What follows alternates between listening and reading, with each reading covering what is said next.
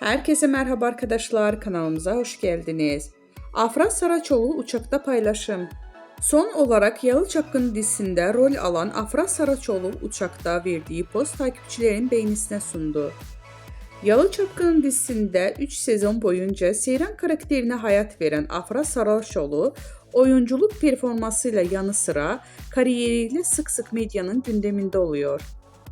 Güzel ve ünlü oyuncu uçakta seyahat ederken verdiği poz takipçilerinin beğenisine sundu.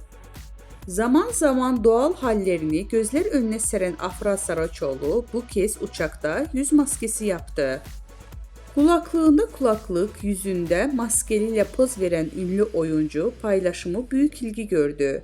Öte yandan Afra Saraçoğlu yeni sezonda Aile Bir İmtihandır Abim dizisiyle ekranlara dönecek. Ünlü isim imzalı dizide Kenan Emirzalıoğlu ile başrollerini paylaşacak. Bizden bu kadar arkadaşlar. Videolarımızı beğenip kanalımıza abone olmayı unutmayalım. Hoşça kalın.